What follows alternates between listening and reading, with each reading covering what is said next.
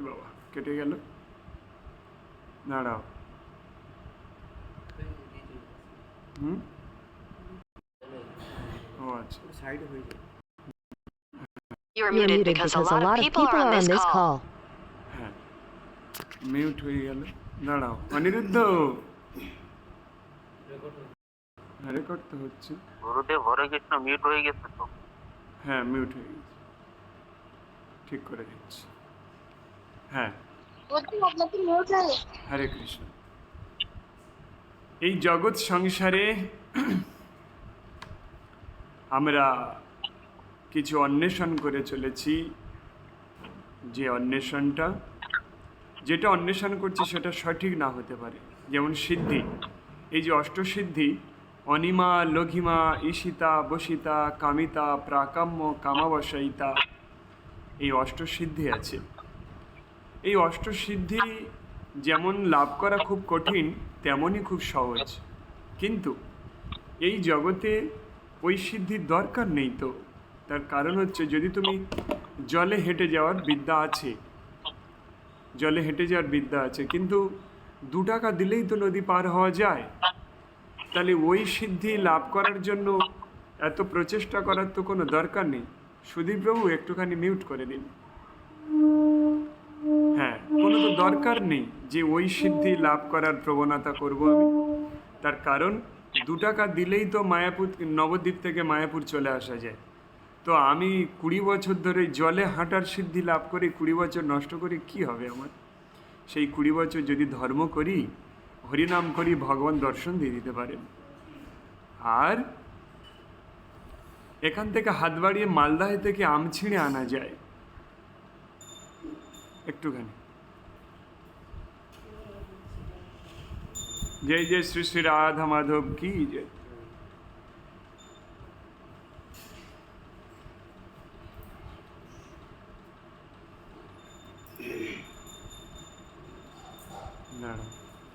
जय जय श्री श्री राधा माधव पंचतत्व भगवान की जय। जय जय निताई गौर प्रेमानंदे हरि हरि हरि बोल।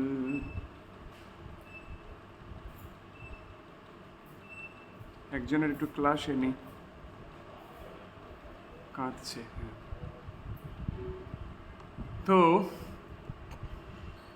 এই সিদ্ধির অন্বেষণ করে কি হবে?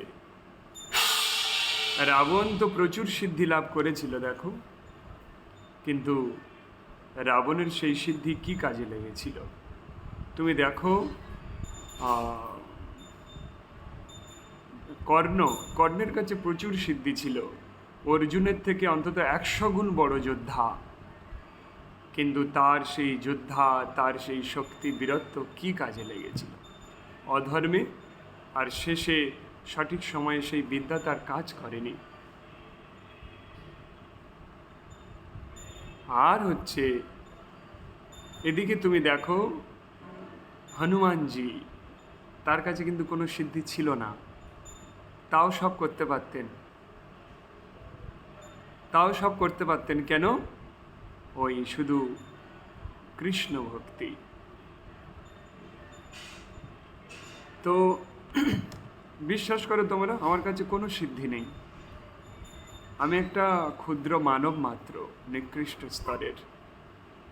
আপনাদের মতো এরকম জ্ঞানী, বুদ্ধিমান, বিভিন্ন শক্তি রয়েছে আপনাদের কাছে। তারপরেও আমার মতো একটা মূর্খের কাছে আপনারা এই ক্লাস নিচ্ছেন। এর থেকে সৌভাগ্য আমার আর কি হতে পারে বলুন? আপনারা আপনাদের মতো জ্ঞানী, শক্তিশালী, তারপর ডিগ্রিধারী, কত হায়ার কোয়ালিটির ম্যান এখানে রয়েছেন, তারা আমার মতো এই মূর্খের মুখে কথা শুনছেন। এটাই আমার কাছে সৌভাগ্য, কারণ আমি এক সাধারণ মানুষ। তো এটা বলার কারণ এটা ছিল যে এই গীতা শ্রবণ যদি কেউ করে, ও মিনতি মাতাজির অবস্থা দেখো সবাই। মিনতি মাতাজি মাঠে গিয়ে ধান গল্লাচ্ছে। এটা গল্লানো বলা হয় তো মাতাজি, আমি এটা পারি। ধান গল্লাচ্ছে আর এদিকে গীতা শুনছে। মা গো অবস্থা দেখো, মাঠে ধান গল্লাচ্ছে আর গীতা শুনছে। এটাই সিদ্ধি। এই জগতে যদি আর কিছু তুমি বলে থাকো আমার সিদ্ধি কি, আমি ভগবানকে কি পেয়েছি, আরে আর কিছু নেই, এইটাই ভগবানকে পাওয়া। এইটার নাম হচ্ছে ভক্তি। এই ধান গল্লাচ্ছে একটা মেয়ে ছেলে দেখো মাঠে, যেটা পুরুষের কাজ, অথচ উনি গীতা শ্রবণ করে চলেছেন। এর থেকে বড় কাজ আর কি হতে পারে? আমরা সবাই বিভিন্ন অজুহাত দিতে থাকি, আমি এই করছি সেই করছি, কি করে ধর্ম করব। তাহলে কি মিনতি মাতাজি কোনো কাজ করছে না? দেখো তারপরেও সে ধর্ম করছে। এটাকে ধর্ম বলা হয়। এসিতে বসে আর ওই ঠ্যাঙের উপর পা তুলে দিয়ে বসে বসে বিভিন্ন দিক নির্ণয় করে ঘৃত প্রদীপ জ্বালিয়ে এই জপ করা, এটা ধর্ম নয়। মনে মনে কুচিন্তা আসতে পারে, ধর্ম এটা যে কোনো পরিস্থিতিতে করা। আর আরেকজন ওই তো শুভঙ্কর, আমাদের অনেক ভক্ত এরকম আছে যারা রেলের লাইনে বসে, কেউ ট্রেনে যাচ্ছে, কেউ হাঁটছে, এরকম প্রচুর অনেক ভক্ত আমাদের গ্রুপে আছেন যারা এরকমভাবেও ধর্ম করতে থাকেন, কারণ এটা গীতা। হরে কৃষ্ণ। তো এখন আমি এটা বলবো বলে আমি গীতার মাহাত্ম্য আসবো, তারপর গীতার শ্লোক পাঠ করব। জয়ন্ত সরকার, ও ধানের জমিতে বলছে, জয়ন্ত সরকার প্রভু কি জয়। এখন এটা বলতে চাচ্ছি আমি যে আমরা যেন, হ্যাঁ শুভঙ্কর বলো।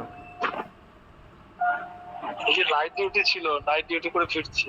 আচ্ছা আচ্ছা, এইটার নাম গীতার সংসার। তুমি দেখো কোনো সংসার এরকম ব্যক্তি আছে নাকি এই বিভিন্ন এই কর্মব্যস্ততার মধ্যেও বাড়ির একজনকে খেয়াল রাখা? কিন্তু আমার সংসারে দেখো কে কোথায় থেকে কিভাবে কি অবস্থাতে আছে, সেই অবস্থাতেও কিন্তু আমার খেয়াল রাখছে। মানে কি? গীতা শ্রবণ করছে। এটাই ধর্ম। ধর্ম কাকে বলে আর আমার জানা নেই, এটাকেই ধর্ম বলা হয়। এটার ধর্মপ্রেমী বলা হয়। তো এগুলো আমি বলার কারণ এটা ছিল, আমরা যেন কেউ সিদ্ধি লালায়িত না হই। কারণ সিদ্ধি লালায়িত হওয়ার কোনো দরকার নেই। যে কৃষ্ণ ভক্ত হয় তার কাছে সব আছে। যেমন ওয়ার্ল্ড ফেমাস ক্যারেটেম্যান ভুজলি, ভুজলিকে সবাই জানো চেনো। এখন ভুজলিকে ভুজলি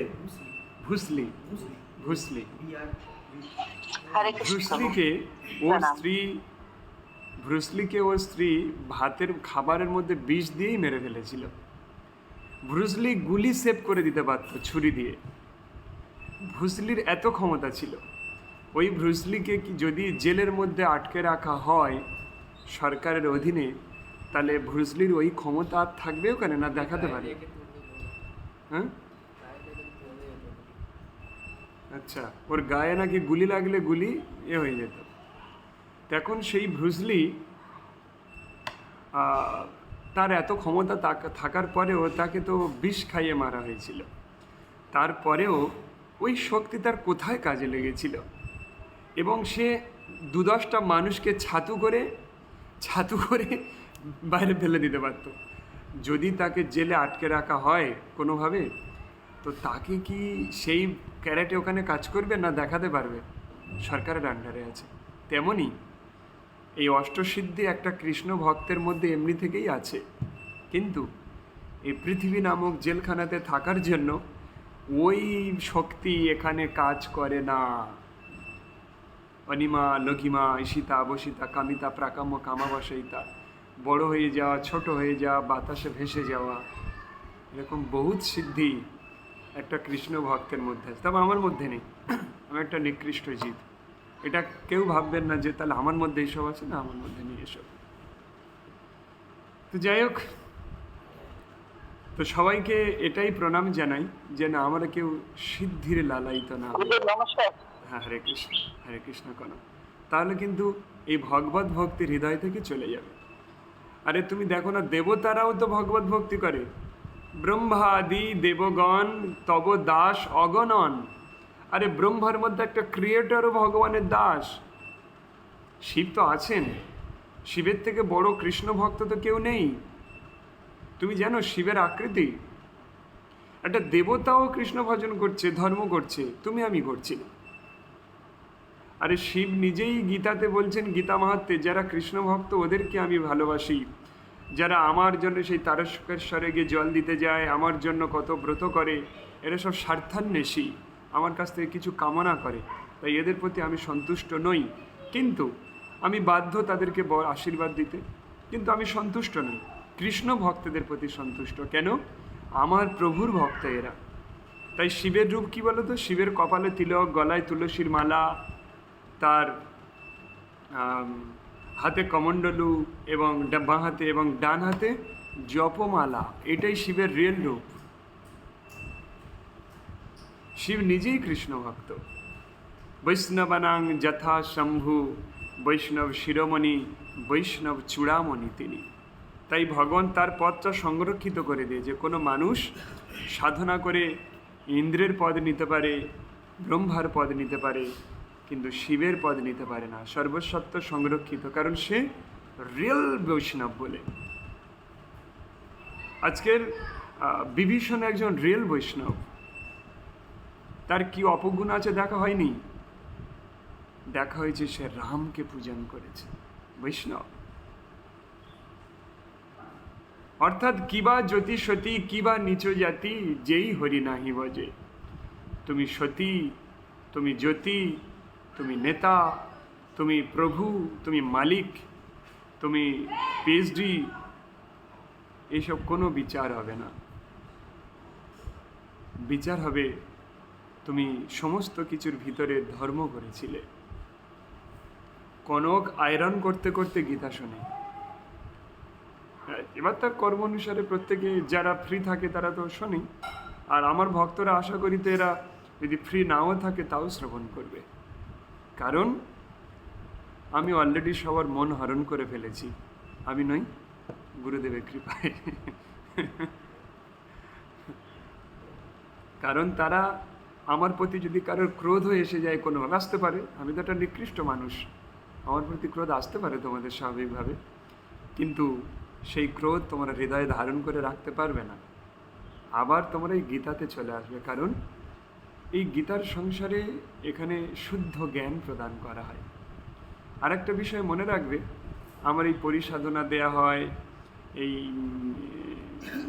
কি বলে, আমার কাছে প্রেত সাধনাও আছে, কারণ আমি একটা সময় তো কি বলে এইগুলো আহরণ করেছিলাম। এখন কৃষ্ণ ভক্ত আমি, তো এখন সেইগুলো চারিদিকে ইউটিউবে ছড়িয়ে দেওয়ার কারণ হচ্ছে কি, এই জগতের মানুষগুলো গীতার প্রতি আকর্ষিত নয় তো, তার এই জগতেরই সামান্য ছোটোখাটো এই সাধনাতে তারা লালায়িত।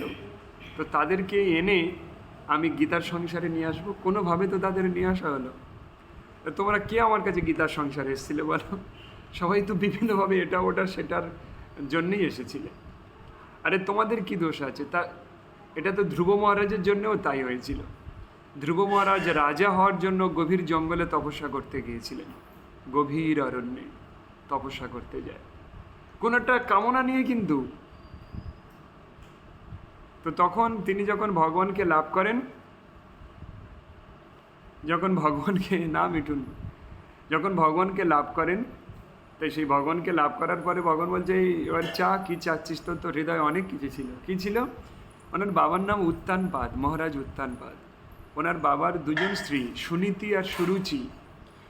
ওনার মায়ের নাম সুনীতি, বড় স্ত্রী ওনার বাবার, আর ওনার বিমাতা সদমা, তার নাম হচ্ছে সুরুচি, তার ছেলের নাম উত্তম। এখন ধ্রুব মহারাজের বয়স যখন 7 বছর, ছোট বাচ্চা কি করবে? তো তার বাবার কোলে গিয়ে খেলতে গিয়েছিল, বাবার কোলে উঠেছে, উঠলে সেই সুরুচি এসে বলছে, এই ধ্রুব, তোর বাবার কোলে খেলার জন্য তোকে মরতে হবে, মরে আমার গর্ভে জন্ম নিতে হবে, তবে তুই বাবার কোলে উঠতে পারবি। বলে কেন মাতা? বলে তোমার বাবা তো আর এখন তোমার মাকে ভালোবাসে না, এখন আমাকেই ভালোবাসে, আমি সব কিছু। তাই তাই বাবার কোলে উঠতে গেলে তুমি প্রাণ ত্যাগ করো, করে আমার গর্ভে জন্ম নাও। মানে কীরকম পীড়াদায়ক কথা। তখন তিনি কাঁদতে কাঁদতে তার মার কাছে গিয়ে বলেছিলেন, হে মাতে, এমন কোনো পন্থা আমার দাও, এই ত্রিভুবনের শ্রেষ্ঠ রাজা হব, এবং এই উত্তানপাদ নামক আমার পিতা, এরকম রাজারা আমার আন্ডারে থাকবে। মহারাজ উত্তানপাদ কিন্তু এই শশাগারা পৃথিবীর একছত্র সম্রাট ছিলেন। কেমন মা দেখো, কেমন হৃদয়বান মা, এরকম মা পাওয়া যায় না। তখন তিনি বললেন, হে ধ্রুব, আমি তো নারী জাতি তো স্বল্প বুদ্ধি সম্পন্ন হয়। তাই আরে ধ্রুব মহারাজের মাও নিজেকে মেনেছে আমি স্বল্প বুদ্ধি। তাই তোমরা যারা নারী আছো সবাই কিন্তু নিজেকে স্বল্প বুদ্ধি মনে করবে, তাহলে ভগবানের কৃপা লাভ হবে। তো এখন সেই তিনি বলেন, আমি তো স্বল্প বুদ্ধি সম্পন্ন এক নারী, হে প্রিয় পুত্র, আমি তোমাকে কি উপদেশ প্রদান করতে পারি? তবে আমি এটা জানি যে মুনি ঋষিরা, তারা কিন্তু আগে মুনি ঋষি ছিলেন না। তারা গভীর জঙ্গলে, তোমার মতো একটা সন্তান কোনো মায়ের গভীর জঙ্গলে গিয়ে সাধনা করতে করতে তারা এত কিছু শক্তি লাভ করেছে। তাই আমি তোমাকে আজ্ঞা দিলাম, তুমি বনে চলে যাও। এটা 7 বছরের বাচ্চাকে ধর্ম করতে বনে পাঠিয়ে দিচ্ছি হিংস্র জীবজন্তুর মুখে। এরকম মা কে আছো? এটা কোনো অশুভ বানায়, রিয়েল মাদার। যে এই জগতে সাধনা করাটাই প্রকৃত কাজ। তখন ধ্রুব মহারাজ গভীর অরণ্যে তপস্যা করতে চলে যায়। কি করেছিল সে আর বলতে যাচ্ছি না, অনেক বড় কাহিনী। সেই তপস্যার মাধ্যমে ভগবান যখন তার সামনে উদিত হন, তখন তিনি কি বলবেন ভুলে গেছেন। কি চাইবে শুনছো? আচ্ছা, কি, হ্যাঁ ঠিক আছে, কি, আচ্ছা ওইভাবে শোন। কি চাইবে সব ভুলে গিয়েছে।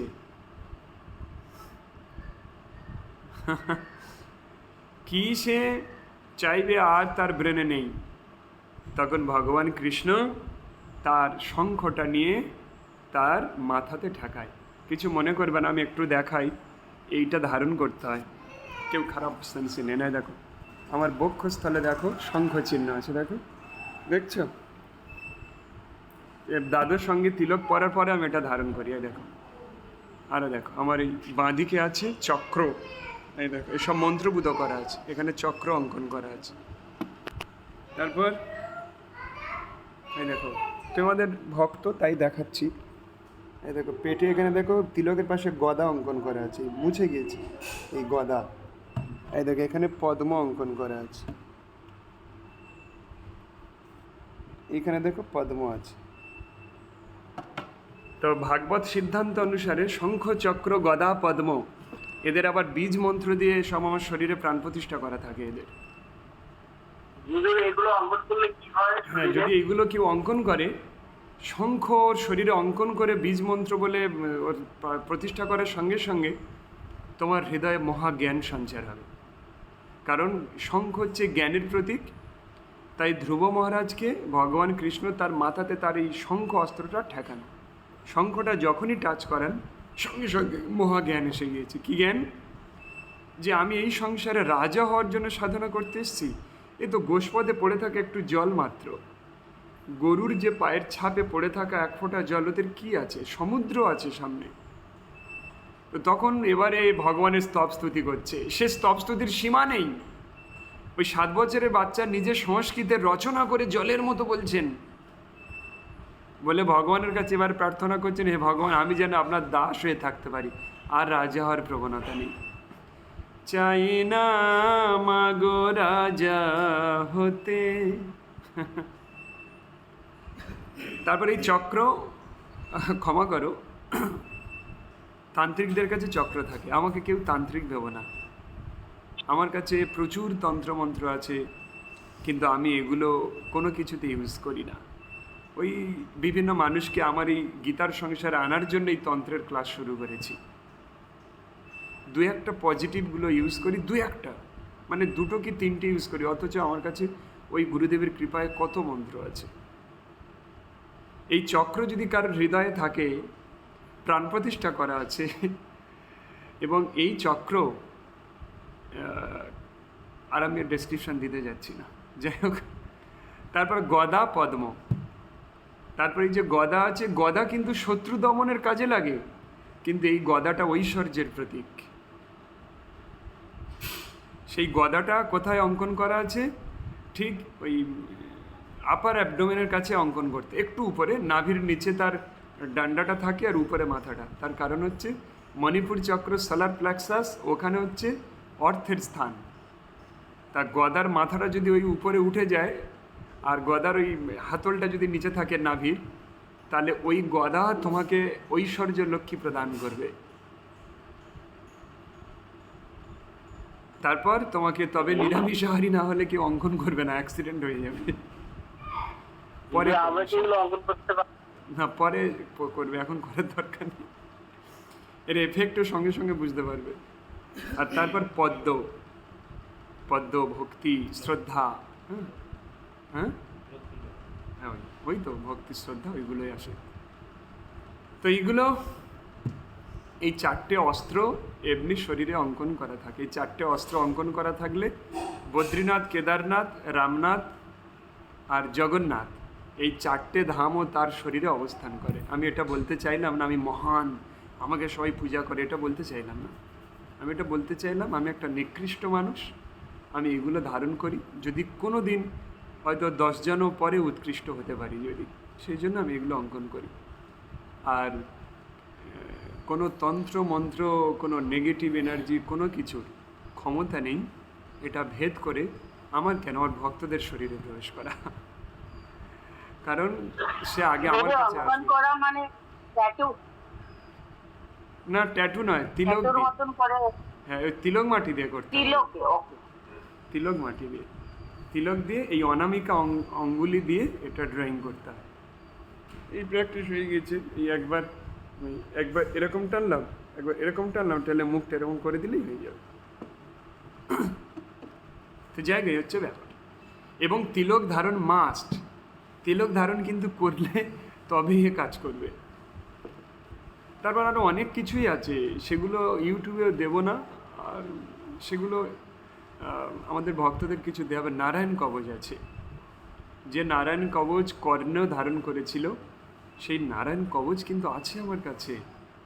সেই নারায়ণ কবচ ধারণ করার সঙ্গে সঙ্গে তোমার নিজের মনে মনে তোমাকে দেবতা মনে হবে। যাই হোক, এমন অনেক কিছু বিষয় শাস্ত্রে থাকে। তন্ত্র জগতে কি আছে? হ্যাঁ, অনেক কিছু আছে, কিন্তু যে জ্ঞান গীতায় গীত হয়নি সেই জ্ঞানের কি প্রয়োজন? তুমি যে জ্ঞান নিয়ে নাচছ ওই জ্ঞান তো গীতায় গীত হয়নি। ওই জ্ঞান আসুরিক জ্ঞান, ওই জ্ঞান অধর্মের জ্ঞান। তাই তুমি এমন জ্ঞান লাভ করো, এমন জ্ঞান এই জগতের প্রবাহিত করো যে জ্ঞান গীতাতে আছে। ও গীতা শাস্ত্র মিদং পুণ্যং জপটেত প্রজত পুমান বিষ্ণুপাদমবাপ্নোতি ভয়োশোকাদিবর্জিত গীতাধায়নশীলস্য প্রাণায়ামপরস্য চ নৈব সন্তি হি পাপানি পূর্বজন্মকৃতীনি চ মলিনে মচনং পুংসাং জলস্নানং দিনে দিনে সক্রেদ গীতামৃত স্নানং সংসারো মলনাশনম। এই গীতার গঙ্গা জলে অবগাহন করে নাও, জীবন ধন্য হয়ে যাবে। গীতার পবিত্র বাড়িতে অবগাহন করো। সারাদিন কুকর্মে ব্যাপৃত থাকি, দুষ্ট কর্মে ব্যাপৃত থাকি, জানতে অজান্তে, কিন্তু গীতার এই সলিলে কেউ অবগাহন করি না। এটাই জীবন। পরেশ প্রভু কি জয়। এটাই জীবন। তাই আমাদের কি করতে হবে বলো তো? সব ভুলে যাও, যা যা হওয়ার অটোমেটিকলি ঘটতে থাকবে। কি প্রিয়া মাতাজি, অটোমেটিকলি জীবনের সব কিছু ঘটছে কি না যেটা হওয়া উচিত? হ্যাঁ গুরুদেব, আপনার কৃপায় অনেক কিছু। শুধুমাত্র গীতার সংসারে থাকো। আর কাজ হচ্ছে প্রত্যেকের সবচেয়ে বড় যেটা গীতা শক্তি লাভ করার, গীতার জ্ঞান লাভ করার সবচেয়ে বড় যেটা পন্থা, তোমার জ্ঞানদাতাকে জ্ঞানদাতাকে সবসময় শ্রদ্ধা নিবেদন করা। যদি সে নিকৃষ্ট স্তরেরও জীব হয়, তোমার জ্ঞানদাতাকে আমি এটাই পারমিশন দিচ্ছি, তোমাদের জ্ঞান আমার দ্বারাই ক্ষুদ্র হলেও প্রবাহিত হচ্ছে, তোমাদেরকে যাতে কোনো রকম ফল্ট না হয় সেই জন্য এটা আমি বলতে বাধ্য হচ্ছি। যেহেতু তোমাদেরকে আমি গীতার জ্ঞান প্রদান করছি, তাই তোমাদের প্রত্যেকের উচিত তোমাদের হৃদয়ে একদম দিনহীনভাবে যেমন একটা মালিকের কাছে ভৃত্য যেমন থাকে সেই রকম প্রবৃত্তির হৃদয়ে আনা। এর ফলেই গীতা তোমার শরীরে অ্যাক্টিভ হয়ে যাবে, আর কোনোভাবে অ্যাক্টিভ হবে না। গীতা যদি অ্যাক্টিভ না হয় আর অন্য কিছু অ্যাক্টিভ হয়ে কি হবে? অন্য কিছু অ্যাক্টিভ করে কি হবে? গীতা অ্যাক্টিভ করো, তাতেই সব লাভ হবে। সব কিছু, এই ব্রহ্মাণ্ডের সব কিছু, দেবতারা পর্যন্ত, দেবতাদের কি তুমি লাভ করে ফেলবে? বলো প্রিয়া মাতাজি। গীতাটা যখন আরম্ভ হয় তখন আমি একটা কাঁসার গ্লাসে জল রেখে দিই, ওই জলটা আমিও খাই, আমার বেটাকেও খাওয়াই। আচ্ছা, সম্পূর্ণ গীতার এটা ওর জলের মধ্যে মানে ইয়ে হয়ে যায়। একদম ওই এনার্জিটা পুরো চলে যায়। ওই জন্য তন্ত্র মন্ত্র এটা ওটা সেটা এই জগতে যাই থাক না কেন, কোনো কিছু এফেক্টিভ নয়। কারণ এই জগতের কিছু ভালো মন্দ কাজ ঘটায় মাত্র, কিন্তু এই গীতা তোমাকে ডিরেক্ট ভগবত ধামে টানতে টানতে নিয়ে যাবে। তুমি যদি অযোগ্য হও, তোমাকে নিয়ে চলে যাবে। হরে কৃষ্ণ প্রভু, একটা কথা বলছিলাম। বলো মিনতি মাতাজি। বলছি কালকে সন্ধেবেলায় যখন আমি গীতা পাঠ করছিলাম, সন্ধেবেলা জপ করি, তারপরে একটা অধ্যায় পাঠ করি, দ্বাদশ অধ্যায়টা পাঠ করছিলাম চোখ বন্ধ করে। তো এমন সময় মনে হচ্ছে যেন একটা ছায়া মূর্তি কালো ডান দিকে এসে দাঁড়ালো, আর সঙ্গে সঙ্গে দাঁড়িয়েই মিলিয়ে গেল। আর আমার খুব ভয় পেয়ে গেছি, চোখ আর খুলিনি। আমি মনে করলাম যে আলো জ্বলছে, ঘরের মধ্যে আছি, ভয় কিসের। তো প্রথমেই ভয় পেয়ে গেছি, এটা হলো কি? না, কোনো ভয় নয়, ওটা শিবের প্রতিচ্ছবি। তাই কেউ গীতা পাঠ করলে ভগবান শিব তার কাছে চলে আসে, কিন্তু যারা শিবের উপাসনা করে শিব তাদের কাছে আসেন না, কিন্তু বাধ্য হয়ে কি করেন যে এত উপাসনা করছে একটা কিছু দিয়ে দেয়। কিন্তু যারা গীতা শ্রবণ পাঠ করে ভগবান শিব তাদের কাছে বশীভূত হয়ে যান। প্রণাম মাতাজি আপনাকে, হরে কৃষ্ণ। আপনি সাকসেস, আপনার জীবন ধন্য। আর একটা কথা বলছিলাম, ওটা আমার স্বামী খুব কষ্ট পাচ্ছে, পাটা একটু দেখুন না। আচ্ছা, সেটা তো আর কিছু করা হয়নি। আজকের আপনি 10:30 11টার সময় আমাকে ফোন করবেন, 10:30 11টা। আচ্ছা পরে ঠিক আমি আছে। ঠিক করে দিচ্ছি। অর্থাৎ হরে কৃষ্ণ। হরে কৃষ্ণ, আমাদের গীতার জ্ঞান, গীতার প্রভাবটা দেখো, খালি ছায়ারূপে চলে এসছে গীতার প্রভাব। আমরা উপাসনা করি, সাধনা করি, যাই করি না কেন, গীতা পাঠ করো, ও দেবতারা সব চলে আসবে তোমার কাছে। ওই জন্য তো দ্বাদশ অধ্যায় ওটাই করেছি। বিদ্যা ডেট কবে করেছিলে বলো তো ওই গীতার ক্লাস দেওয়ার? ওর মাঝে আরো ক্লাস হবে। ওটা তো ওটা আজকে তো শুক্রবার, আজকে তো হবে সোমবারে না, হবে। আজকে তো ইনার ইঞ্জিনিয়ারিং হবে। সোমবারে হবে, সোমবারে। তাহলে সোমবার ওটা হবে। আচ্ছা, সবাই আমাদের ভক্তরা তারা সোমবার দিন ওই ক্লাস। গুরুদেব বলছি, সোমবার দিন তো একটু অসুবিধা, মানে ইলেকশনের ডিউটি আছে, তো যদি অন্য দিন করা যায়, আচ্ছা, মানে আচ্ছা, রবিবারে বা শনিবারে করলেও। শনিবার দিন ওই তন্ত্রের ক্লাস থাকে, রবিবার ফের ইঞ্জিনিয়ারিং থাকে। সকালে কি করাবো? সকালের গীতার ক্লাসে করাবো। হ্যাঁ, করালে অসুবিধা নেই। হ্যাঁ, সকালে করান তাহলে, সকালে একদিন গীতা ক্লাস শেষ করে। মানে আমি তাহলে সোমবারের দিন চলে যাবো, তো ওই জন্য। তাহলে কালকেরই করাই নাকি? কালকেরই গীতার ক্লাসে হ্যাঁ, ওটা আলোচনা করি। হ্যাঁ হ্যাঁ, সবাইকে বলে দেবো গ্রুপে। একাদশী সকালে করবো। এমনি হ্যাঁ গুরুদেব, এমনি বলছিলাম যে এমনি রানিং গাড়িতে যদি আমি মানে যাই, তাহলে কালকে কি ক্লাসটা করতে পারবো? ঠিক আছে, করতে পারবো। তো কানে হেডফোন দিয়ে ঠিক শুনতে আছে। শুনতে চলে যাবে। হ্যাঁ, কালকে বাড়ি ফিরবো তো ওই জন্য। আচ্ছা, ঠিক আছে। ঠিক আছে। হরে কৃষ্ণ। গুরুদেব, গুরুদেব হ্যালো। হ্যাঁ, নেপাল প্রভু। গুরুদেব, হ্যাঁ, হ্যাঁ, আমার প্রণাম নেবেন গুরুদেব। শোনা। আমার একটা কথা, যে গুরুদেব আমরা যে মালা জপ করি, তা ও বলছি জপের ক্লাসটা তো শেষ ধরুন এক হতে- মালা জপ করলে তার তো কিছু পুণ্য হয়তো, হুম, এটা তো পুণ্য কি হয়তো মালা জপে? অবশ্যই। আমি সেই পুণ্যটা কি আমি হ্যাঁ, সেই পূর্ণ। আমি অন্য কারো নামে অর্পণ করে দিতে পারি?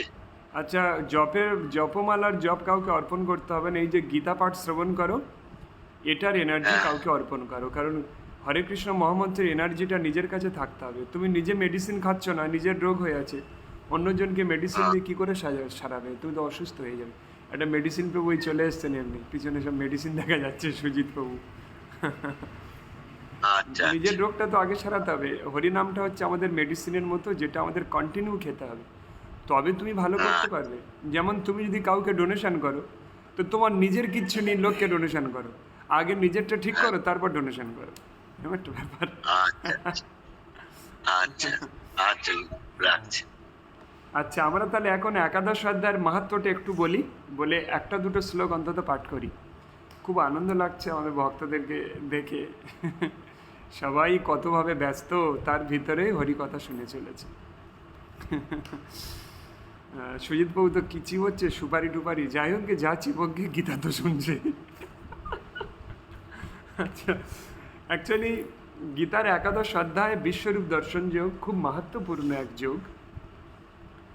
এক ব্যক্তি, তিনি ভ্রমণে যাচ্ছিলেন, এক সাধু, তিনি ভ্রমণে যাচ্ছিলেন। তা সেই ভ্রমণে যাওয়ার সময় রাস্তাতে বিবাহ মণ্ডপ নামে এক শহর পড়ে। শহরটার নাম বিবাহ মণ্ডপ। এখন সেই শহরে ঢুকতেই কিছু মানুষ এসে তাকে রিসিপশন করছে, তাকে অভ্যর্থনা জানিয়ে বলছেন যে, হে সাধু বাবা, আপনার এই সাঙ্গপাঙ্গদেরকে নিয়ে এই রাতে আর কোথায় যাবেন? তীর্থে কালকে সকালে যাবেন।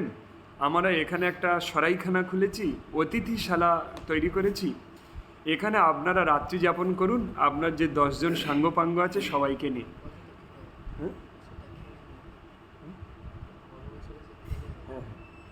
তো এখন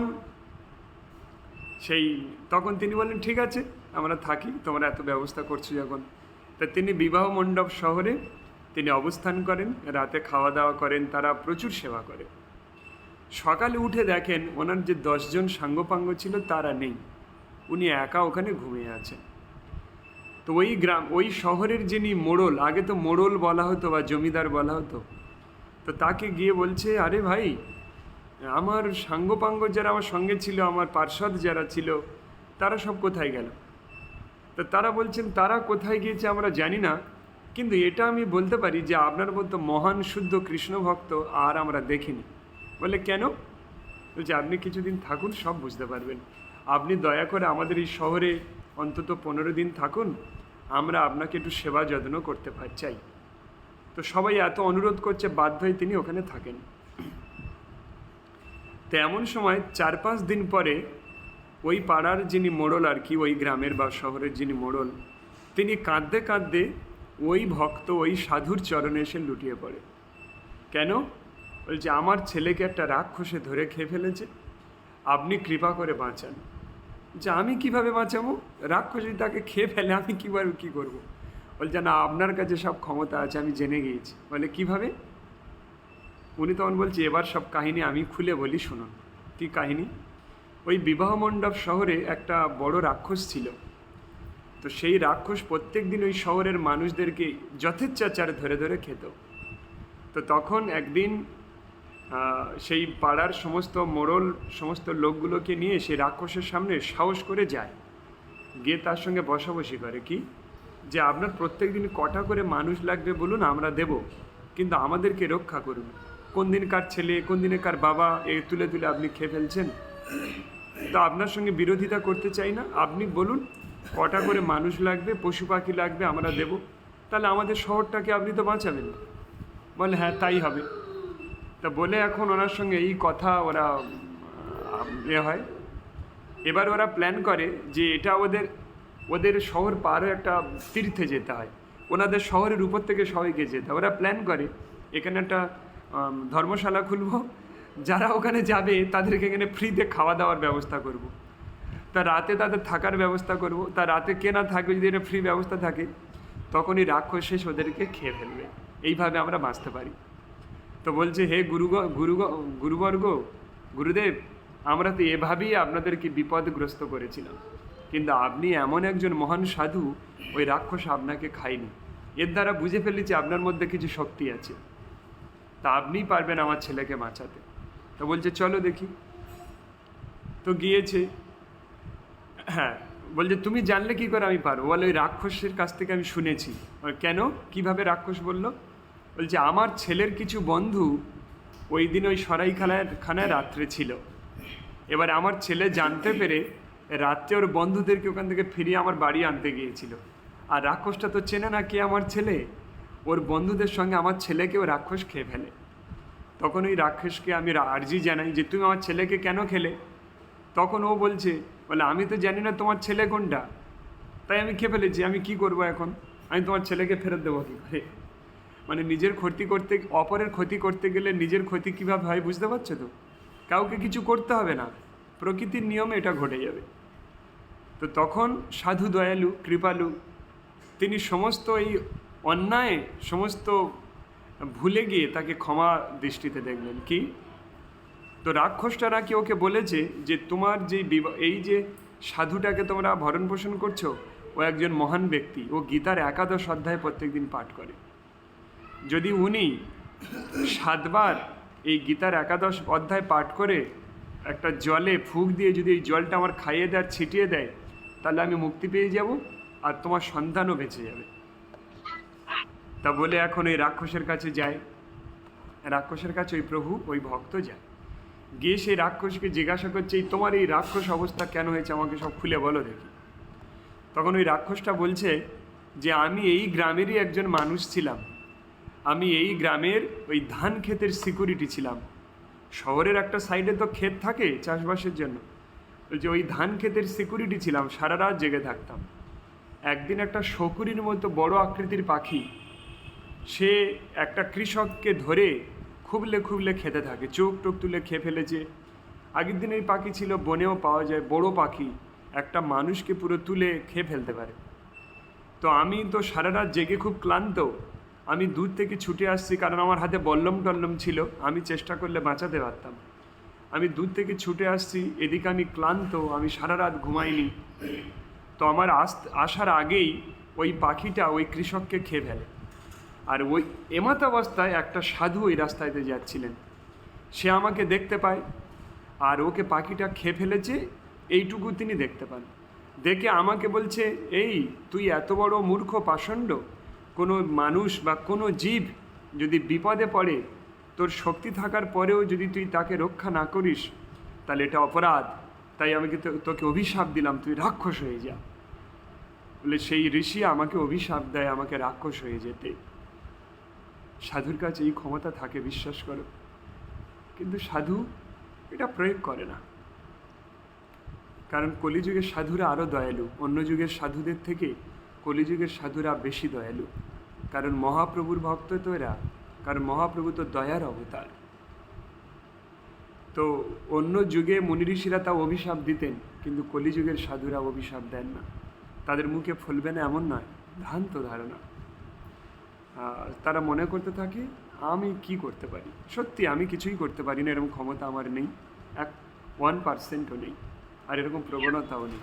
তো যাই হোক, তো তখন তিনি সেই সাধুদেরকে তিনি বললেন, তাহলে আমি মুক্তি কিভাবে পাবো? আমি তো অপরাধ করেছি, যেভাবে হোক আপনার অভিশাপ লাভ করেছি আমি, আমার মুক্তির উপায় বলুন। তখন তিনি বললেন যে এই শহরে এই অমুক নাম এক গীতার 11 অধ্যায়কারী ব্যক্তি এই রাস্তা দিয়ে যাবে, ওই যদি তোর এই 7 বার বলে এইভাবে তোকে জল ছিটিয়ে দেয়, হ্যাঁ শুভঙ্কর যাও, যদি জল ছিটিয়ে দেয় তুই মুক্তি পাবি। তো উনি সঙ্গে সঙ্গে গীতার 11 অধ্যায় পাঠ করেন, আর তার মাথায় এইভাবে জল ছিটিয়ে দেন। দেওয়ার সঙ্গে সঙ্গে ও দিব্য মূর্তি, না বিদ্যা আমি এমন নই, এটা নিকৃষ্ট জীব আমি এই জগতের। তো তখন সেই কি বলে, বৈকুণ্ঠ থেকে বিমান আসে, বিমান এসে ও বিষ্ণুর মতো রূপ ধারণ করে একটা রাক্ষস, আর ওকে বিষ্ণু দূতেরা এসে চামর ঢোলাতে ঢোলাতে ওকে ভগবত ধামে নিয়ে চলে যাচ্ছে।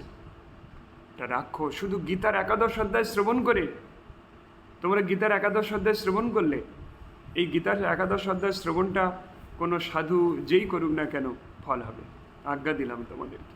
আমি একটা সঠিক ভালো মানুষ না হওয়ার পরেও নই আমি, তাও আমি যেটা পাঠ করে শোনালাম এতেই সবার ভগবত ধাম প্রাপ্তি হবে। তো এমন সময় ওনার পেটে থেকে, পেটের ভিতর থেকে হাজার হাজার এরকম জীব বেরোচ্ছে, সব মুক্ত হয়ে গেছে। তুমি দেখো একটা সাধুর শক্তি দেখো। সেই রাক্ষসকে শুধু নয়, ওই রাক্ষসের শরীরে যত মানুষকে খেয়েছিল, জীবজন্তুকে খেয়েছিল হাজার হাজার, ওই জল ওর পেটে পড়ার সঙ্গে সঙ্গে তারা সেই আত্মাগুলো, কেউ জমালয় ছিল, এখানে ছিল, সেখানে ছিল, সব ওর পেটের ভিতর থেকে সব বিষ্ণুর মতো রূপ নিয়ে বেরিয়ে আসছে, হাজার হাজার অগণন, সবার একই দেখতে, শুধু একটা সাধুর এই গীতার শক্তিতে। ওই জন্য বললাম গীতার শক্তি যার আছে, এই ব্রহ্মাণ্ডের কোনো শক্তি তাকে টলাতে পারবে না। চ্যালেঞ্জ। আর যদি তার উপরে কেউ কিছু প্রয়োগ করে তাকে টলানোর চেষ্টা করে, তাহলে ওর শক্তি নষ্ট হয়ে যাবে। এরকম বর্তমানে এক তান্ত্রিকের শক্তি ধ্বংস হয়ে গিয়েছে। বর্তমানে একজন ব্যক্তি, ক্ষমা করো এ কোনো অভিশাপ নয়, বর্তমানে একজন ব্যক্তি হয়ে গিয়েছে অনেক কিছু, যাই হোক সব বলে লাভ নেই। আর এটা অভিশাপ নয়, অহংকার নয়, কারণ সাধুর শরীরের চারদিকে একটা বড় কোয়ালিটির, বড় মাপের ওরা সবসময় রাউন্ড করতে থাকে, এবং শিব ত্রিশূল হাতে নিয়ে সবসময় সেটা ঘুরতে থাকে। তুমি জানো জড় ভরতকে যখন বলি দেওয়ার জন্য মাতা ভৈরবীর সামনে বলি দেওয়ার জন্য হাঁড়ি কাটে রাখা হয়েছিল, মা ভৈরবীর ভক্ত যারা, তাদেরকে মা ভৈরবী কালী ওই মূর্তি বিদীর্ণ করে এসে তাদেরকে বলি দিয়েছিল কৃষ্ণ ভক্তকে বাঁচানোর জন্য। শিবও তাই করেন, কৃষ্ণ ভক্তকে বাঁচানোর জন্য নিজের ভক্তকে বলি কাটে চড়িয়ে দেবেন শিবজি। শাস্ত্র পড়ো, শাস্ত্রে সব আছে। যত তুমি বড় মাপের ভক্ত হও না কেন, শিবজি তা কৃষ্ণ ভক্তকে রক্ষা করার জন্য তোমার বলি কাটে ছড়িয়ে দেবে। কারণ কৃষ্ণ ভক্তের উপরে আঙুল তোলার ক্ষমতা কোনো দেবতার নেই। মানুষ তো নিকৃষ্ট একটা ছোট্ট সামান্য জীব, রজগুণ সম্পন্ন জীব, এর কি ক্ষমতা আছে? তো যাই হোক, এরকম একটা ব্যাপার। তো তারপর সেই যে ব্যক্তি, তিনি আবার তার ছেলেকে খুঁজছে, কে তুমি আমার ছেলে? সেই লক্ষ লক্ষ মহাপুরুষের মতো রূপধারী ব্যক্তির মধ্যে একজন হাত তুলে বলছে, পিতা আমি তোমার সন্তান। বলছে তুমি ফিরে আসো। বলে আপনার মূর্খতা প্রাপ্তি হয়েছে, জন্ম জন্মান্তর ধরে কখনো আমি তোমার পিতা, কখনো তুমি আমার সন্তান, কখনো আমি তোমার বন্ধু, এইভাবে বারবার জন্মগ্রহণ করছি, বারবার। জনম মরণ চাই না গো, আর পারের শরণ নিলাম। জনম মরণ চাই না গো, আর পারের শরণ নিলাম। বৃন্দাবনের পথে পথে গাইব রাধা নাম। আপনার এই অর্থ সম্পত্তিকে আমার আর লালায়িত করবেন না। আমি মুক্তি পেয়ে গেছি এই মহাপুরুষের কৃপায়। আপনি ওনার চরণ স্পর্শ করে গীতার একাদশ অধ্যায় পাঠ করে মুক্তি লাভ করুন। এই সংসারে এই ছেলে পুলে সন্তান আত্মীয় স্বজনেতে লালায়িত হয়েও না। তুমি ভগবত ভক্তিতে চলে আসো বলে তিনি মুক্তি লাভ করে চলে যায়। আমরা যেন কোনো জড় সম্পর্ক স্থাপন না করি। হ্যাঁ, আমাদের সম্পর্ক পিতা সন্তানের থাকবে, মাতা সন্তান থাকবে, কিন্তু সম্পর্কটা যেন এই জগতের জড় সম্পর্কে আবদ্ধ না হয়। তাহলে তুমি এখানেই আটকে যাবে, ঠিক নোঙরের মতো পড়ে যাবে, আর তোমার অন্তিম লক্ষ্যে পৌঁছাতে পারবে না। তো তখন তিনি সেই গীতার একাদশ অধ্যায় শ্রবণ পঠন করে উনিও ভগবত ধামে চলে যায়। বলো, অনেকবার আমি বলেছি তোমাদের কারোকে দিয়ে আমি আবার ভিখারি বানাবো, মানে পাড়া পাড়ায় ভিক্ষায় পাঠাবো না, একদম অন্তরটা ভিখারি বানাতে চাই। কে কে রাজি আছি বলো? রাজি আছো? মানে এই জগতের ঐশ্বর্য সম্পত্তির প্রতি লালায়িত না হয়ে অন্তরটা দিনহীন, আমার কিচ্ছু নেই, আমি আমার গুরুদেবের দাস, এই মনোবৃত্তি কার আছে দেখি, বলো দেখি। গুরুদেব আমি আর বিদ্যা আগে। আচ্ছা, আমি তারপরে গুরুদেব। লীলা মাতাজি। আমি আগে আসি সব আমি গুরুদেব আমিও আছি। এরা আগে আছে বলছে, আমি আমি তো গুরুদেবকে যখন পেয়েছিলাম তখনই মনে মনে করে দিয়েছি এটা। আর বসিরহাট থেকে একটা মাতাজি বসে আছে। আমার গুরুদেব বাইক নিয়ে ভিক্ষা করতে গেলে হবে না। আচ্ছা আচ্ছা, ও আমার বাইকটা না ভিক্ষা করতে গেছিল, তো কি করবো আমি? মডেলিং ভিখারি। ঋষি ঠিক বলেছে, এ তো মডার্ন সাধু। নিশাও আছে বলছে। গুরুদেব, স্যার বলো। এটা আপনি যে কথাটা বললেন এটা খুব উচ্চ মার্গের কথা। ওইটা আসলে এই ভুটটা আমার ভিতরে আছে কিনা এটা আমি এখনো বুঝতে পারি নাই, এই জন্য আমি আপনাকে হানা বলতে পারতেছি। না, ভালো মন্দ সব বিচার বাদ দাও, যে বিশ্লেষণ করবে না, যেটা বলছি ওটা বিশ্লেষণ করার মানে হচ্ছে তোমার মধ্যে তোমার লজিক কাজ করছে, মায়া কাজ করছে। এখন যদি তুমি মনে করো আমি তোমার লজিকটা বুঝতে পারছি যে আমি ছোট কোয়ালিটির মানুষ, আমার কি ওই যোগ্যতা আছে আমি এটা হব? শুনবে তাহলে, ভগবান কৃষ্ণ জ্বর লীলা করেন, ভগবান কৃষ্ণ জ্বর লীলা করেন, আর সেই জ্বর হওয়াতে ডাক্তার কবিরাজরা ফেল হয়ে যায়। যাওয়ার পরে কৃষ্ণ বললেন কোনো ওষুধে আমার হবে না, তোমরা বৃন্দাবনে যাও, বৃন্দাবনে ওই মেয়েরা যারা আছে গোপিকারা, ওদের পায়ের ধুলো আনো, ওই ধুলোটাই মাখলে ঠিক হয়ে যাবে। দেখুন ভক্তদেরকে বড় করার জন্য তখন নারদ মুনি এসে বলছে, ও ভগবান, এই ভগবান না অন্য কিছু, কি বলছে? সেই বৃন্দাবনের মেয়েদের পায়ের ধুলো নাকি? আমি মানে কাঁচা বাংলা কথাই বলছি, যে বৃন্দাবনের সেই মেয়েদের পায়ের ধুলো মাগলে নাকি ওনার রোগ সারবে। তো তখন নারদের মন বুঝতে পেরে কৃষ্ণ বলছে, এই নারদ তুমি জানো এই মুনি ঋষিরা আমাকে এত তপস্যা করে, এত সাধনা করে আমাকে পায় না, কিন্তু তুমি জানো আমার প্রেমিকারা এরকম ভ্রুকুটি করে আমাকে যদি গালাগালি দেয়, এই লম্পট, এই কৃষ্ণ বদমাস, ওতেই আমি আকৃষ্ট ওদের দেখা দিয়ে দিই, কিন্তু মুনি ঋষিরা এত সাধনা করে আমার দেখা পায় না। মানে কি বলছে যে তার প্রেমিকাদের ভ্রুকুটি, তার প্রেমিকাদের ভ্রুকুটিটা তার ভালো লাগে, কিন্তু মুনি ঋষিদের এই সাধনা তার ভালো লাগে না। মানে কি তারা কত উচ্চ মার্গের। তো এখন বৃন্দাবনে নারদ মুনি গিয়েছেন, গিয়ে বৃন্দাবন শ্বেতদ্বীপ লাগছে দূর থেকে, বৃন্দাবনে নেমে বলছে, গোপিকারা তোমরা শোনো, তোমাদের এই পায়ের ধুলো লাগবে বলেছে, ভগবানের জ্বর সারছে না, এই ধুলো মাগলে তবে সারবে। বলি তাড়াতাড়ি এসো, তাড়াতাড়ি এসো, তাড়াতাড়ি এসো, কাপড় পাতো। বললে নারদ মুনি তার কাপড়টা পেতেছে, ওরা সবাই পাত ধুলোটা দিচ্ছে কৃষ্ণের মাখানোর জন্য। বুঝতে পারছো এটা কী ধরনের লীলা? মানে কি ওরা ওদের যোগ্যতা বিচার করেনি, যে আমাদের এই ধুলো দিচ্ছি, আমরা খুব হায়ার কোয়ালিটির হয়ে গিয়েছি, আমাদের এই ধুলো দিলে তবে কৃষ্ণের জ্বর সারবে, এই মনোবৃত্তিতে দেয়নি। ওরা বলছে আরে কৃষ্ণের জন্য তো প্রাণ দিতে পারি, এই পায়ের ধুলো দিয়ে যদি কৃষ্ণের জ্বর সারে, এই পায়ের ধুলো দিয়ে যদি আমাদের নরক ভোগ হয়, মেনে নিলাম, কারণ আমাদের এই পায়ের ধুলে কৃষ্ণের জ্বর সারবে। তো এই পায়ের ধুলো দেওয়ার জন্য পাপ হবে, আমি জানি অপরাধ হবে, এই অপরাধের ফলে নরক যন্ত্রণা ভোগ হোক আমার, কিন্তু কৃষ্ণ তো ভালো থাকবে। বুঝতে পারছো? কোনো বিচার বিবেচনা করেনি তারা, কিন্তু তাই তুমিও বিচার বিবেচনা করবে না। তুমি যে প্রশ্ন করেছো ভালো প্রশ্ন, যে তুমি নিজেকে অনেক ছোট করে দিয়েছো। না, কেন ছোট? তুমি গীতা শ্রবণ করো তো। গুরুদেব বলো।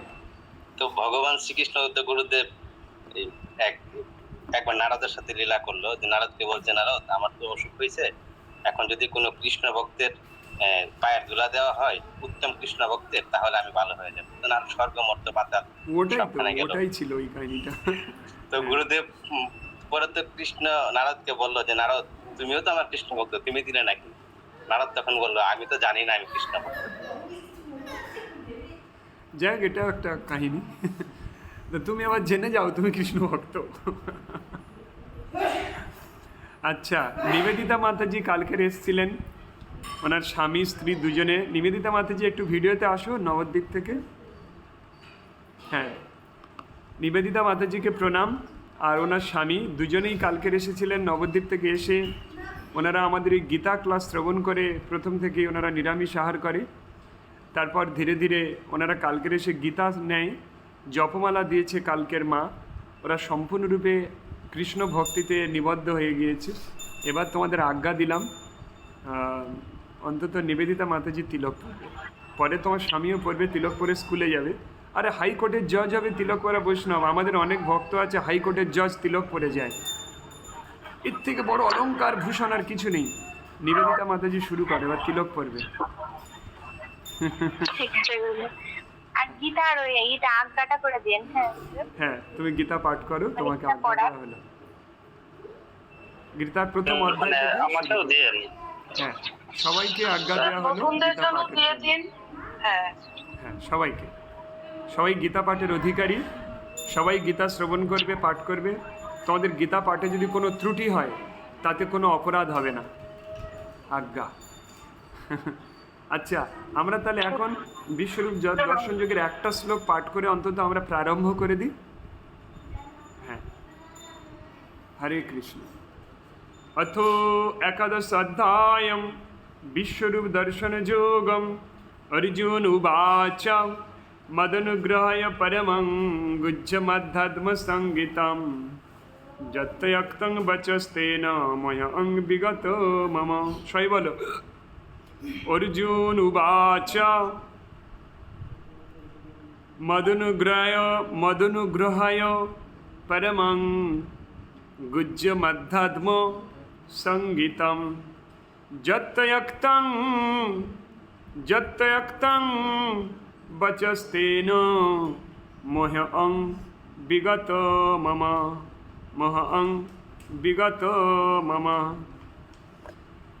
হরে কৃষ্ণ। অর্জুন বললেন, আমার প্রতি অনুগ্রহ করে তুমি যে আধ্যাত্ম তত্ত্ব সম্বন্ধীয় পরম গুহ্য উপদেশ আমাকে দিয়েছ, তার দ্বারা আমার এই মোহ দূর হয়েছে। তার যুদ্ধ করার ইচ্ছা ছিল না, এই সংসারের প্রতি মোহ হয়ে গিয়েছিল। কৃষ্ণ অর্জুনকে বললেন, যখন এই কথাগুলো বললেন তখন অর্জুন বলছেন, হে ভগবান, আপনার এই দিব্য জ্ঞান লাভ করার পরে এই সংসারের প্রতি সমস্ত মোহ আমার দূর হয়েছে। আমি তো আশা করি কৃষ্ণ যেটা বলেছিলেন সেটা গুরুবর্গের কৃপায় আমার মুখ থেকেও প্রবাহিত হয়েছে, তাই আমার ভক্তদের হৃদয়ে এই মোহটুকু আর নেই। এটা আমার পূর্ণ বিশ্বাস যে এই সংসারের প্রতি মিথ্যা আকর্ষণ নেই। হ্যাঁ কি না? মিথ্যা আকর্ষণ নেই। ভবাপয়ো হি ভূতানাং শ্রুতৌ বিস্তার সময়া তত্ত্বকমলপত্রাক্ষ মহাত্মমপি চাব্যয়ম। হে পদ্মপলাশলোচন, সর্বভূতের উৎপত্তি প্রলয় তোমার থেকেই হয় এবং তোমার কাছ থেকে আমি তোমার অব্যয় মাহাত্ম্য অবগত হলাম। হে পদ্মপলাশলোচন। ভগবানের আরেক নাম হচ্ছে পুণ্ডরীকাক্ষ, জানো কি? পুণ্ডরীকাক্ষম কেন বলা হয়? পুণ্ডরীকাক্ষ মানে পুণ্ডরিক মানে কি? পদ্ম, তাই তো? পুণ্ডরীকাক্ষ, পুণ্ডরী যুক্ত অক্ষ মানে যার চোখ ঠিক পদ্মের পাপড়ির মতো। কৃষ্ণের চোখ এরকম এসে পদ্মের পাপড়ির মতো এরকম বেঁকা আর অনেক বড়, লোটাস ফিট, লোটাস আইজ। এর মধ্যে একটা ইস্কনে ক্লাস হয় যে ভগবানের চোখ লোটাস আইজ, লোটাস ফিট, এরকম সব বলা হয়। হ্যাঁ, এখন ওই জন্য একটা ওই কীর্তন আছে, অধরম মধুরম বদনম মধুরম হসিতম মধুরম চৌর্যং মধুরম মধুরাধিপতে অধরম মধুরম। এরকম অধরম মধুরম একটা কীর্তন, তার প্রত্যেকটা অঙ্গ প্রত্যঙ্গ মধুর। কেন? লোটাস, পদ্ম মধুর। অর্থাৎ ভগবান কৃষ্ণের সম্বন্ধে অর্জুন সবই জেনে গিয়েছেন যে উৎপত্তি আর প্রলয়ের সমস্ত কারণ তিনি। উৎপত্তি তার থেকে হয়, ধ্বংস তার থেকে হয়, তাই দুঃখ পাওয়ার কি আছে? ভগবানই তো সব কিছু সৃষ্টি, সব কিছু প্রলয় করছেন। আমি তো উপলক্ষ হয়ে শুধু সেখানে অবস্থানপূর্বক শুধু গান্ডিবটা ঘোরাচ্ছি মাত্র। তাই এই সংসারের প্রতি মোহ যুক্ত হয়েও না, মোহমুক্ত হও, হয়ে তুমি মনে করতে থাকো যে ভগবান পরিচালনা করছে, আমি শুধু গান্ডিবটা ধরে আছি মাত্র। তাই কি গান করবে বলো তো? ওই গানটা, এ ঘোর সংসারে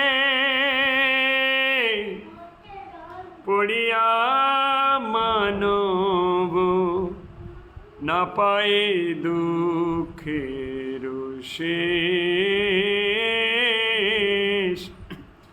না পায়ে দুঃখের শেষ।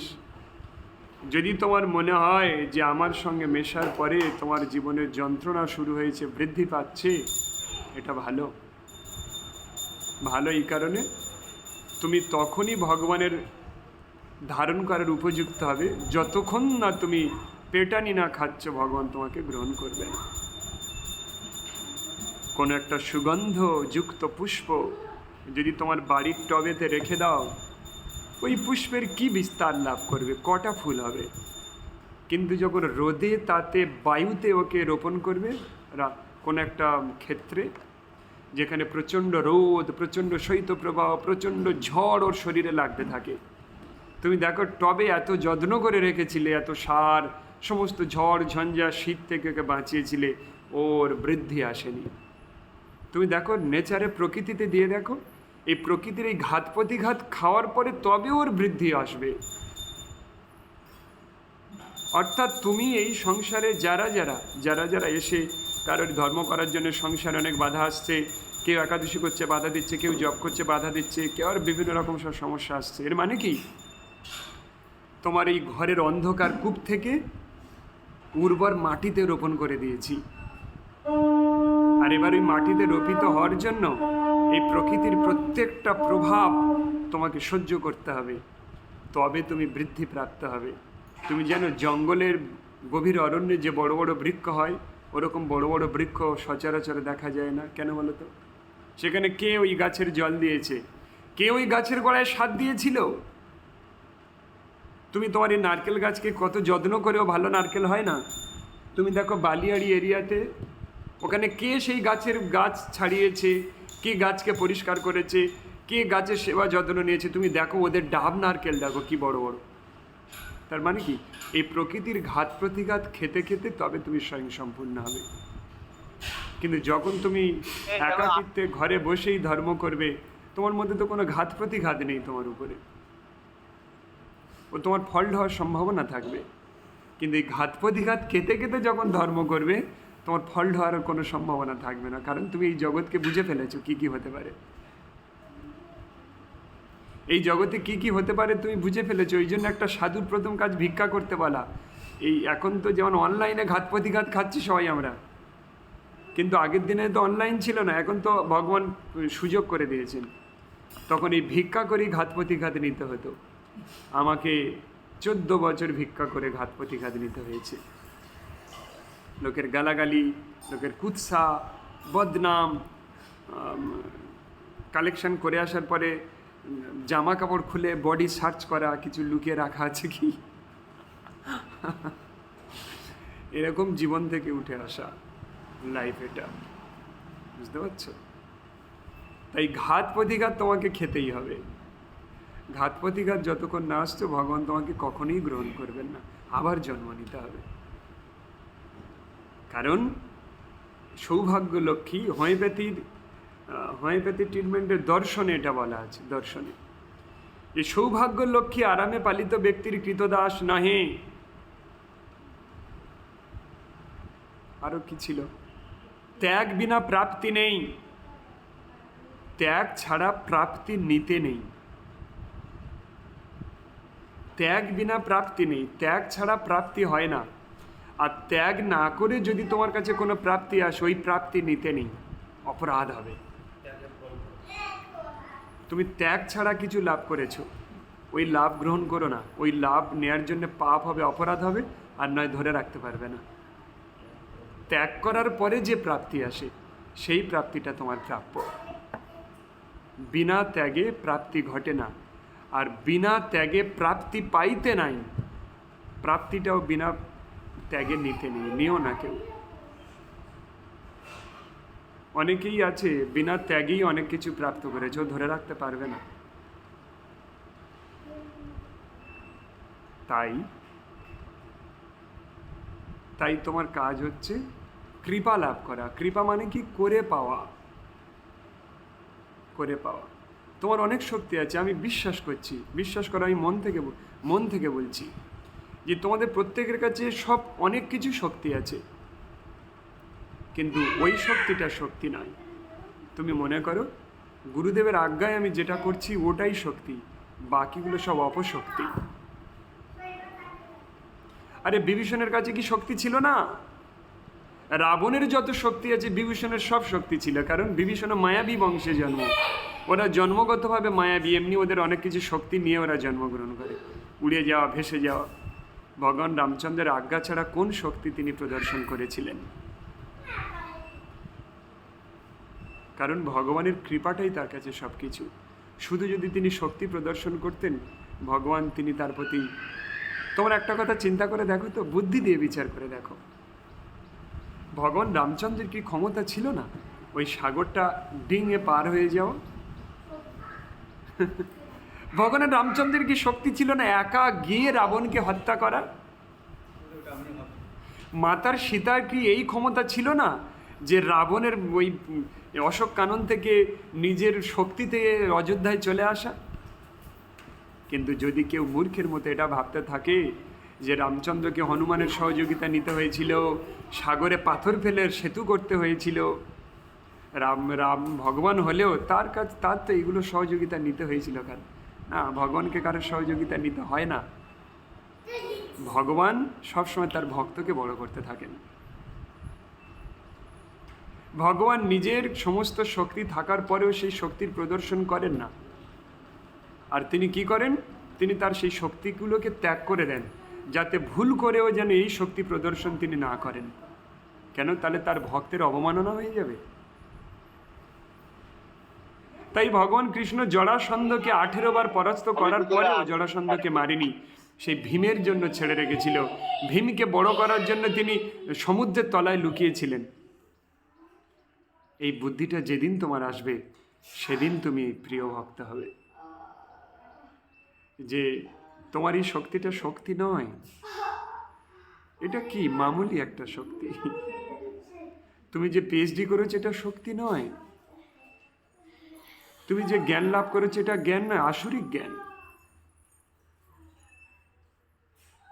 যদি তুমি ভগবান রামচন্দ্রের আজ্ঞাতে, যেমন বিভীষণ তার জীবনটা পরিচালনা করেছে, ওই একটা কীর্তন আছে, তোমার ইচ্ছায় মোর ইন্দ্রিয় চালনা, শ্রবণ দর্শন ঘ্রাণ ভোজন বাসনা।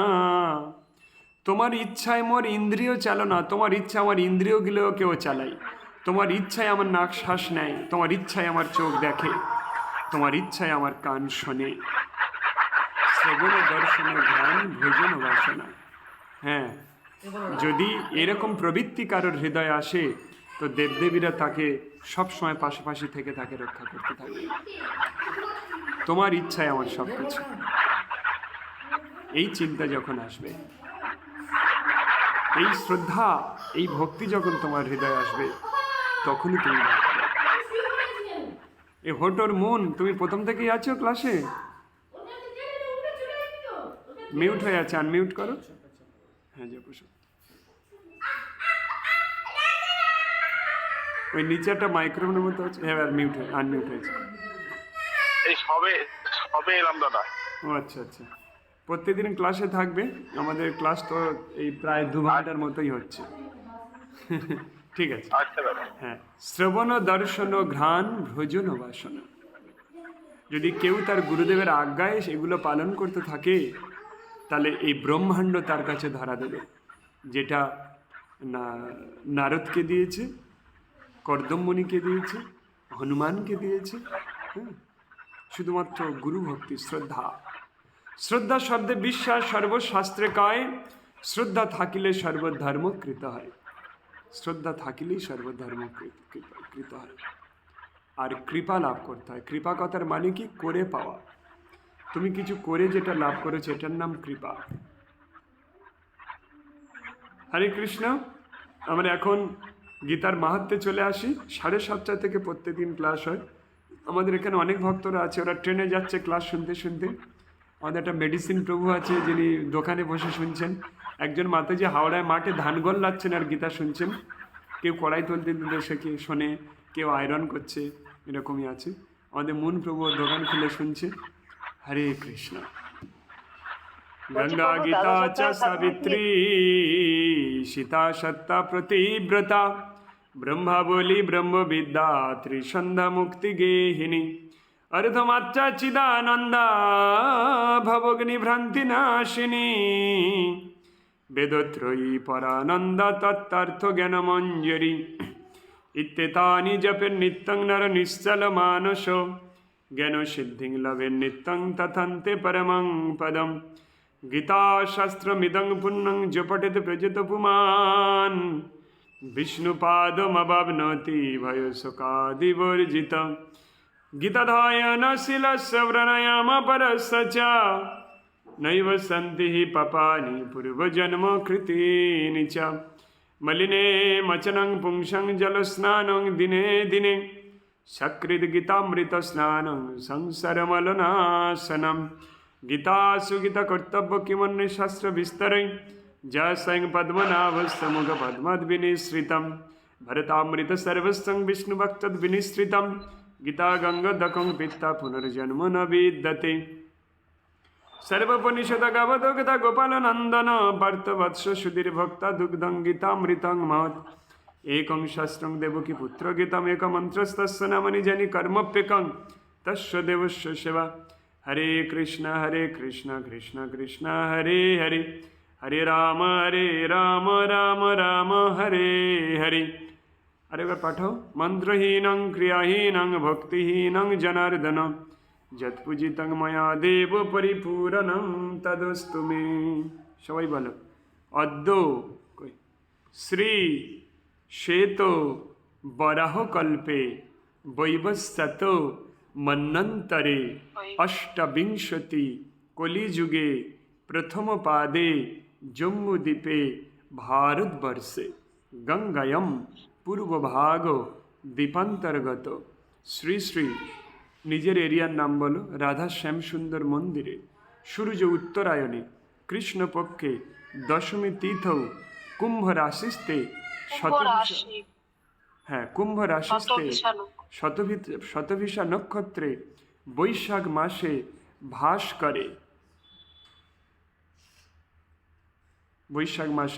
করে। শ্রীমান শিরোমণি নিতাই দাস, যে যার নাম বলো, গোত্র বলো। শ্রী শ্রী গীতার 11 অধ্যায় পাঠ ফল মাহাত্ম শ্রবণ ফল যমালয় অবস্থিত সর্ব দুঃখী আত্মাদের মুক্তি কামনার্থে, স্থাবর অস্থাবর জঙ্গম সমস্ত জীবের মুক্তি কামনার্থে, প্রেতত্ব প্রাপ্তি সর্ব আত্মাদের অতৃপ্ত আত্মাদের মুক্তি কামনার্থে প্রদান কারণম। হ্যাঁ, তনু লিখেছে, এটা কি আমি গাইতে পারি? আচ্ছা গাইবে, আমি এটা বলে নিই। সর্বতীর্থে কেদারনাথ, বদ্রীনাথ, রামনাথ, দ্বারকানাথ, মায়াপুর। হ্যালো, আমি একটু কথা বলবো। এটা বলে নি। অযোধ্যা, সর্বতীর্থে মুনি ঋষি সাধুগুরু বৈষ্ণবদের করকমলে গীতা পুস্তক, 100 স্বর্ণ মুদ্রা, 100 দুগ্ধবতী গাভী, চামর, গীতা পুস্তক, পাখা, পট্টবস্ত্র, পাদুকা ছত্র, ভূমিখণ্ড, জল, ষোড়শ উপাচারে প্রদান কারণম। ওম তৎসদিতি শ্রীমদ্ভগবদ গীতাসু ব্রহ্ম বিদ্যায়ম যোগশাস্ত্রে কৃষ্ণ অর্জুন সংবাদে শ্রীমদ্ভগবদ গীতার 11 অধ্যায় বিশ্বরূপ দর্শন যোগ নামঃ। মন্ত্রহীনং, সবাই বলো, মন্ত্রহীনং ক্রিয়াহীনং ভক্তিহীনং জনার্দন যৎপূজিতং ময়া দেব পরিপূরণং তদস্তু মে। সুজিত বাবু বলুন কি বলছিলেন?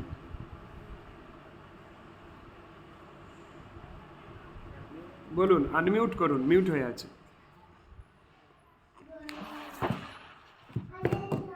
বলছি আমাদের যে পরিসাধনার যে ক্লাসটা বলছিলেন ওটা হ্যাঁ। কখন শুরু হবে আবার? আচ্ছা, এই ক্লাসটা ওই গ্রুপে বলে দেওয়া হবে, একটু ডেট সিলেক্ট করে গ্রুপে বলে দিচ্ছি।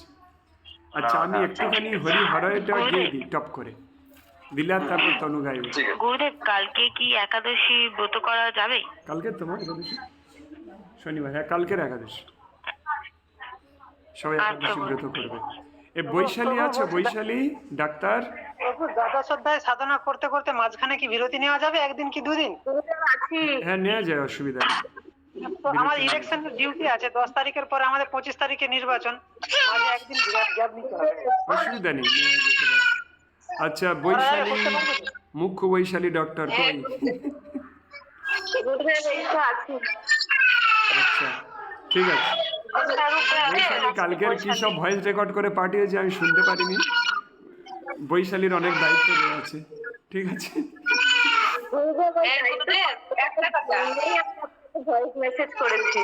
শোনাই হয়নি। গুরুদেব, বলো বিথিকা, বলো। স্যার, টিচার বলো। আমি ক্লাসের পরে আপনার সঙ্গে একটু কথা বলবো, কখন বলবো গুরুদেব? তুমি একটু সময় তো। তাহলে এখন তো 9টা বাজে, 10টায় কল করবে। 10টায়? হ্যাঁ। আচ্ছা আচ্ছা গুরুদেব। হরিহরায় নম, কৃষ্ণ যাদবায় নম, যাদবায় মাধবায় কেশবায় নম। ওরে গোপাল গোবিন্দ রাম শ্রী মধুসূদন, গিরিধারী গোপীনাথ মদন মোহন। ওরে শ্রী চৈতন্য নিত্যানন্দ শ্রী অদ্বৈত সীতা, হরি গুরু বৈষ্ণব ভাগবত গীতা। শ্রীরূপ শ্রী সনাতন ভট্ট রঘুনাথ, শ্রীজীব গোপাল ভট্ট দাস রঘুনাথ। এই 6 গোসাইর করি চরণ বন্দন, যাহা হইতে বিঘ্ন নাশ অভীষ্ট পূরণ। এই 6 গোসাই যার মুই তার দাস, তা সবার পদরেণু মোর পঞ্চগ্রাস। তাদেরও চরণ সেবী ভক্ত সনেবাস, জনমে জনমে হয় এই অভিলাষ। এই 6 গোসাই যাবে ব্রজে কৈলাবাস, রাধা কৃষ্ণ নিত্যলীলা করিলা প্রকাশ। ওরে আনন্দে বল হরি ভজ বৃন্দাবন, শ্রী গুরু বৈষ্ণব পদে মজাইয়া মন। শ্রী গুরু বৈষ্ণব পাদ পদ্ম করিয়াস, নাম সংকীর্তন কহে নরোত্তম দাস। হরি বল হরি বল, হরি বল হরি বল। তনু গাও দেখি অধরম মধুরমটা।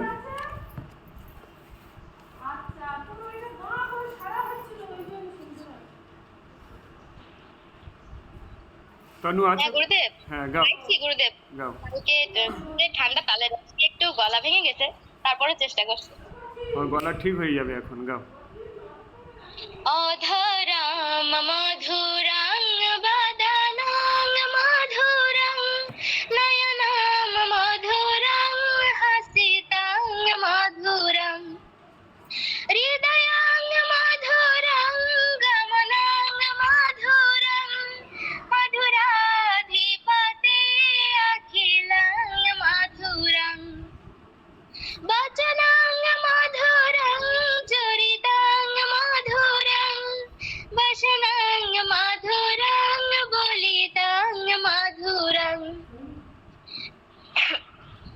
বেনু মাধুর রেণু মাধুর, পানি মাধুর পদ মাধুর, নৃত্যাং মধুরাং শাখাং মধুরাং, মধুরাধিপতি অখিলাং মধুরাং, গীত মধুরাং পিতাং মধুরাং, ভক্তাং মধুরাং সুক্তাং মধুরাং, রূপাং মধুরাং তিলকাং মধুরাং, মধুরাধিপতে অখিলাং মধুরাং। এ পর্যন্ত থাক গুরুদেব আজকে। হরে কৃষ্ণ, খুব সুন্দর।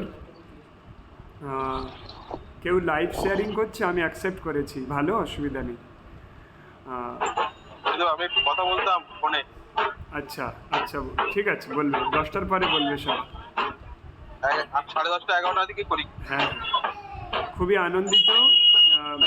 তনুর গলা খুবই সুন্দর। ভগবানের কাছে প্রার্থনা করি ওর ভগবানের কৃপায় ওর এই ছেলে মানুষই ভাব কেটে যাক, ম্যাচুরিটি আসুক, আর ভগবানকে লাভ করুক। হরে কৃষ্ণ, হরে কৃষ্ণ। হরে কৃষ্ণ প্রভু। হ্যাঁ বলো। হরে কৃষ্ণ। বলছি যে আমি দোকানদারি করতে করতে গীতার মাহাত্ম্য শুনছিলাম, এতে আমার কোনো পাপ হবে না? মন চঞ্চল হচ্ছিল। না, কোনো মানে পাপ নেই। অন্যদিকে তুমি mind আগে ভিডিওতে আসো দেখি, তোমার দোকানটা দেখি। ভিডিওতে আসবো? হ্যাঁ, সামনে সামনে ফোন করবো। দেখো রজত প্রভু ন্যাড়া হয়ে গিয়েছে, ভক্ত হয়ে গিয়েছে, খাবার দোকানে বসে। আমাদের জয়নগরে বাড়ি, আমাদের মন্দিরে প্রত্যেক দিন আসে, ওখান থেকে ক্লাস শুনছিল। রজত প্রভু কি এই জয়। আমার দোকান, এই আমার দোকান, গরিবের দোকান প্রভু। জয়নগর স্টেশনের কাছে একটা খাবারের দোকান ওদের। Right. এই আমাদের জেরি বাজার, এই সামনে, এই সামনে দোকান আমাদের। হরে কৃষ্ণ। এদিকে ফল পড়ছি। খুব ভালো, খুব ভালো। হরে কৃষ্ণ। হরে।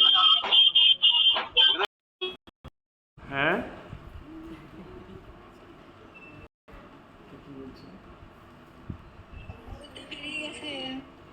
হ্যাঁ বলো, এসে গেছি ফের।